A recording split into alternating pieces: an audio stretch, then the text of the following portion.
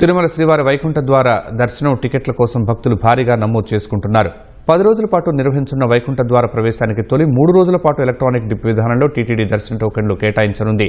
TTD website, mobile app, WhatsApp ద్వారా ఈ dip కోసం నమోదు చేసుకునేందుకు అవకాశం కల్పించారు. తొలి 2 రోజుల్లో 33 లక్షల మంది భక్తులు ఈ డిప్ విధానంలో పేర్లు నమోదు చేసుకున్నారు.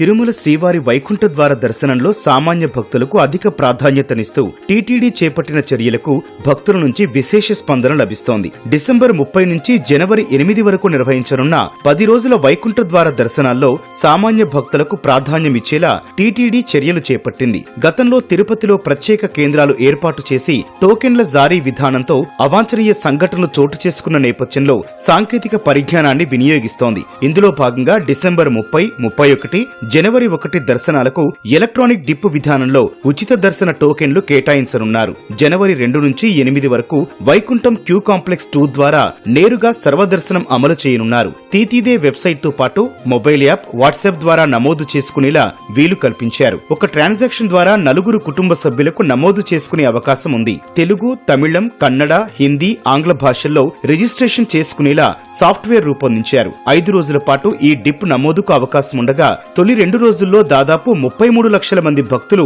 రిజిస్టర్ చేసుకున్నారు. తొలి రోజు 15,50,000 మంది, రెండో రోజు 17.46 లక్షల మంది నమోదు చేసుకున్నారు. ఈ నెల 27న ప్రారంభమైన ఈ డిప్ నమోదు ప్రక్రియ డిసెంబర్ 1 వరకు కొనసాగనుంది. డిసెంబర్ 2న ఎలక్ట్రానిక్ డిప్ నిర్వహించి దర్శన సమాచారాన్ని భక్తులకు పంపనున్నారు.